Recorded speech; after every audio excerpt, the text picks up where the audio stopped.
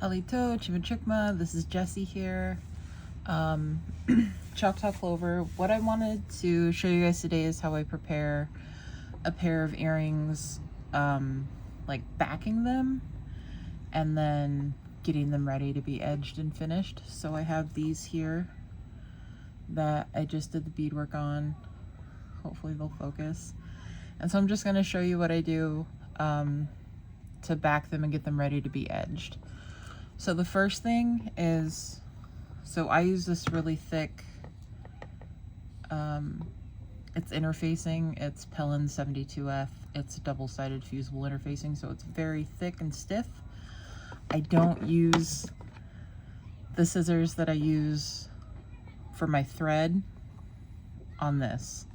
I use kind of an older, junkier pair, maybe. And so I turn it over to the back and I cut this twice. So I'm going to cut the majority of the foundation off, and then I'm going to go in with a different pair of scissors and cut closer to the beadwork. So this just gets like the bulk of the excess off. And so I do it from the back so that way I'm looking at my stitches to make sure that I don't accidentally cut my thread. It's something that's happened before. It's going to happen to everybody. If you're really trimming the excess foundation away close. So hopefully that doesn't happen here, right? And then I save one piece. Oh, and I guess I could move these beads away. I'm not using those right now. So I'll kind of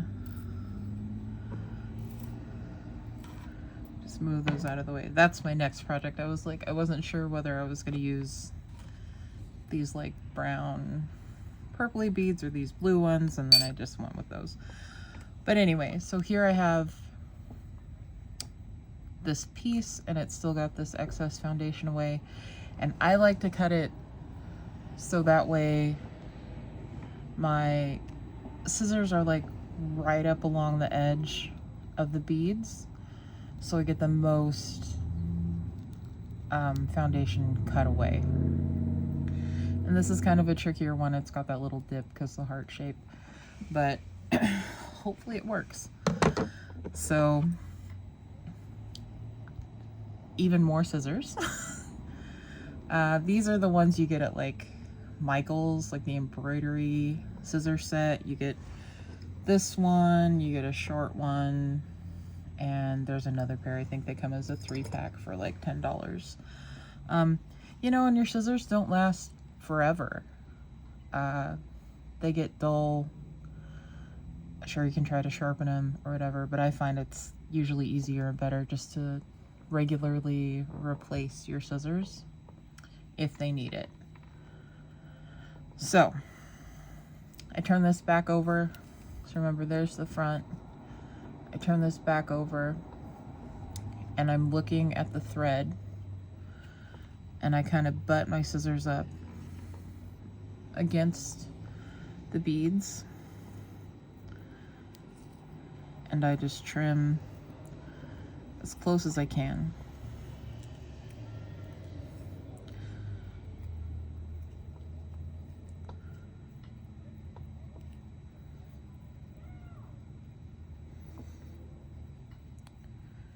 And like sometimes I'll be beading and I'll have headphones on, and this is the point where I always take my headphones off because I want to hear what I'm doing.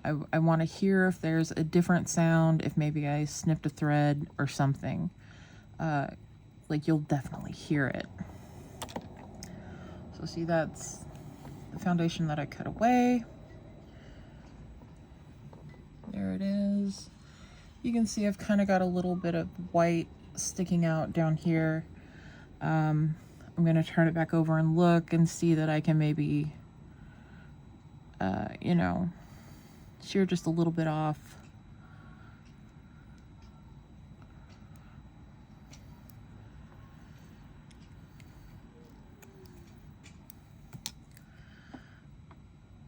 And Maybe on this side too. So you can see kind of my stitch row is kind of wide there. It's like the widest point on the heart. And I just have to take these and just kind of shave a little bit off.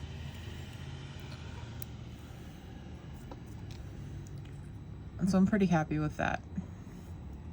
And I'm going to repeat it again on this piece since it's a pair of earrings.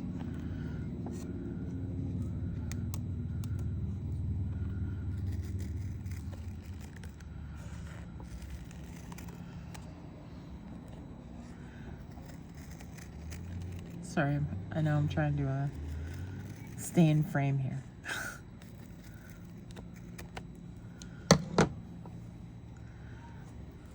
So there. I have it trimmed. I'm gonna pick up these embroidery scissors. And this is where I tied the initial knot when I started the beadwork, so I know that that's like good and secure. And so I'm going to trim that little tail that's sticking out.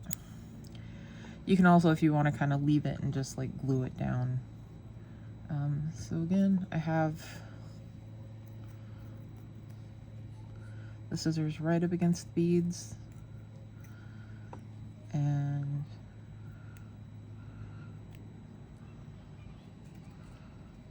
just going to cut as close as you can without snipping those threads.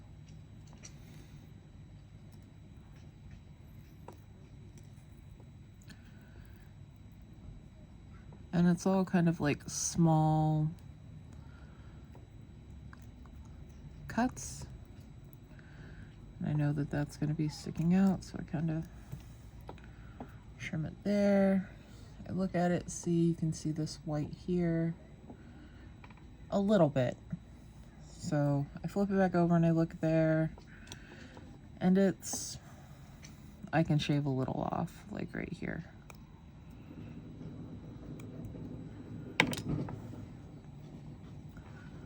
So set that piece to the side. Now what I do, this is a new thing that I've started doing. I saw some people on Instagram, I think, or TikTok, they use Sharpie markers to kind of fill that space, and I like to do it before it's backed. And so, I try to pick a color that will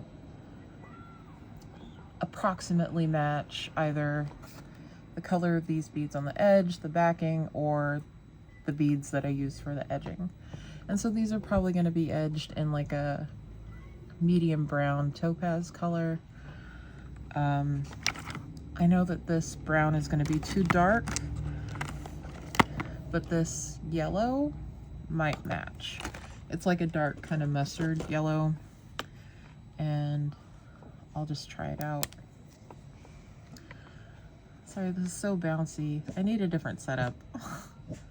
So I'm looking at that color, I'm looking at this color palette. I'm happy with that. It's really just so that you don't have the white of your foundation material showing through. That's my pet peeve. And other people are like okay with it, but it's just personally, I don't like to have it showing if at all possible. So I just go around and use the tip there to get in and try my hardest not to touch the beads with the marker. So if you have multicolored beads on the outside, you know, you just use your judgment. It's easiest like with black, because if you have black beads and then black thread and you're coloring the foundation with a black marker and you have black backing, that's the easiest. Not so much to worry about, but there you go. So you just want to get that edge done and then let it dry for a second. Doing the same thing here.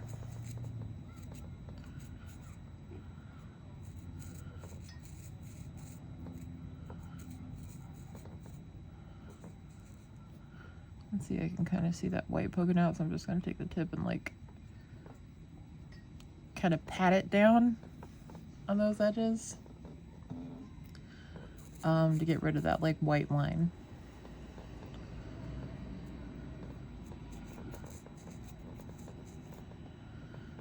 And I know that some people are totally fine, like they intentionally leave that foundation edge like a little bit of a border.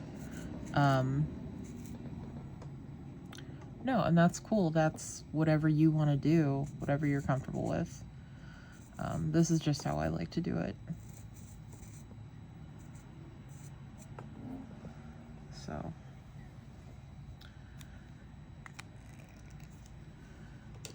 Done with that part.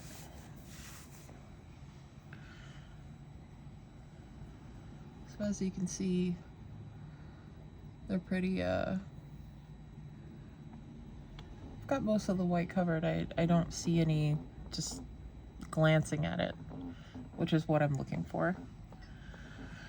And so now what I do is I pick a backing material.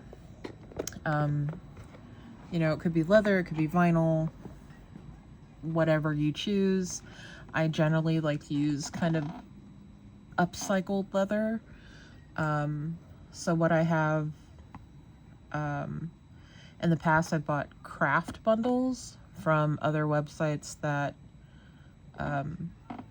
that sell like native supplies, like not Powell Supply. I think I got them from Crazy Crow.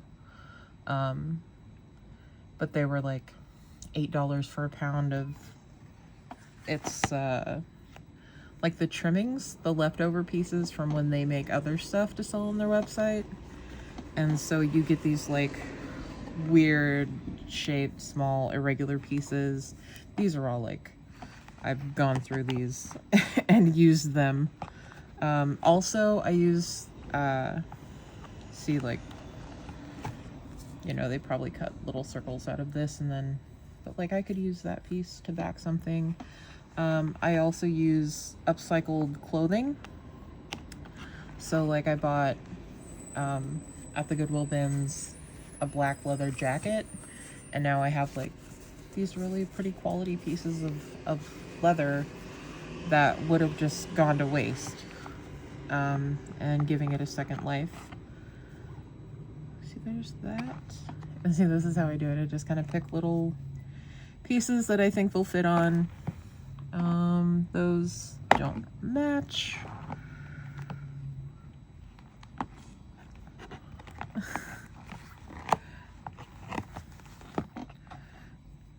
See, I need more brown. That's what I need. I found black jackets. I found a red leather jacket once. But it's harder to find like brown things. But maybe these little pieces will work that other people might have thought were just like, you know, trash and thrown them away. But if I can squeeze an earring onto it, it gets a new life, right? So this just fits. And let me look again. Yeah, those are like the same. They're like the same color, as opposed to, I think this one was, oh no, that one's the same. I was looking at, was it this piece? That was darker. It was like more yellow. Yeah. So I have the leather picked out, and this is another job for those kind of junky scissors that you keep on hand. Remember, these, they never cut thread, they never cut fabric. They're just for like your tougher jobs, you know? So that's good. I can kind of trim the excess away.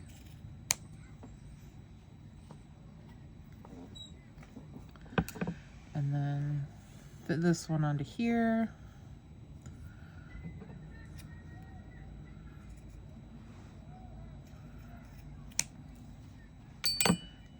See, even this, like, I could back an earring with that, and I know that I have more of it in that box, so I'm gonna throw it back in the box, and maybe one day, like, a little stud earring or something will, you know, go onto that. So now I have my 2 earrings with their leather backing, and I have Eileen's original tacky glue. I use this because I know that I'm going to be sewing all of the layers together very securely, and so like they're gonna hold, they're gonna stay in place. Some people use super glue, like Loctite super glue. I use this when I glue down the centers, like the abalone hearts here, I use it for everything, all my centers now, but especially if you're using something that you can't sew down, this is great. But this, or like E6000, they can be a little hard to sew through. So when you're doing your edging, it might be a little difficult to get your needle through it. So I use this. So I have the back.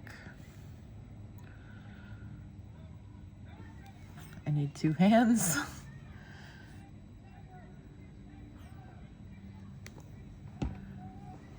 Got that there. And then I just use this excess piece of beading foundation interfacing to spread the glue out.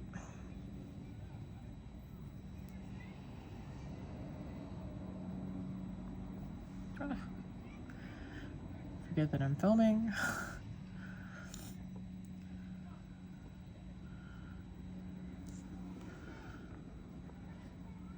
And then I have this here. I'm just gonna put it down. And then I put it flat, like on the heel of my hand, and then press with the other heel and just hold it for, you know, 10 seconds, 15 seconds. Somewhere in there. So that was about 10 or 15 seconds. I'm gonna do the other one. Again, sorry, I need both hands so I can't move it closer. Just a little dollop of glue. And spread it out. You know, try not to get it on the edges. There's some like thread or something. And you don't want too much because you don't want it to like ooze out the sides. You know what I mean? Because then it like it dries clear, but you don't want it like in your beads or anything. So I put a little extra on, but then it's all wiped away. And so I have my little piece of leather here that it just fits on.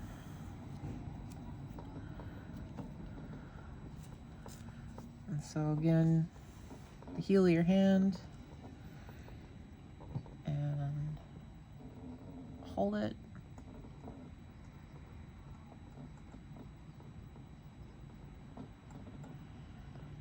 Okay, so that was about 10 seconds. And then what I do is I have 2 socks filled with rice. So like here's one of them. And I sandwich the pieces in between the 2 socks. So it's like this. And then I put the other one on top. And I let them sit overnight, you know. you can work with them again once the glue is dry, you know, maybe after a couple of hours. You really want to make sure that that glue is dry because you don't want like wet glue getting onto your thread. And so, yeah, the weight of the sock filled with rice, it just settles in around it, so they're like completely flat with a little bit of like pressure pushing them down. And if you have like a brooch backing, or if they're on posts, or if you have fingernail posts, they can settle into the rice and everything is still flat and getting that pressure. So then once they're dry, you use your embroidery scissors to cut around here, because that's going to give you like a closer, more detailed, more controllable cut around it.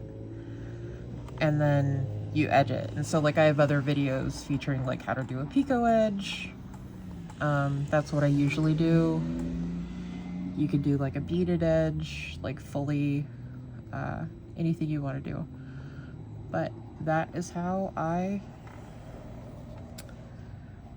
back pieces of beadwork. So like, see, these I did last night. Here's one. This little tiny earring on a post. That's another. That's a leather from a jacket that was thrifted. And so trim that off, and then you can finish your earrings. All right. So yeah, I just wanted to share that. I know that I haven't, well, I've shared other processes through this. I don't know that I've shared this particular process. So thank you for watching. If you haven't already, please subscribe. That would be a huge help. The thumbs up helps, leaving comments. Those are all wonderful ways to help creators that you like, that you appreciate their content, to get it out there. It gets, you know, it bumps you up in the algorithm, so more people see my videos, and that would be great. So thank you so much, and I'll talk to you guys later. Hope you're having a good day. Bye. Ach Peach and Latch K.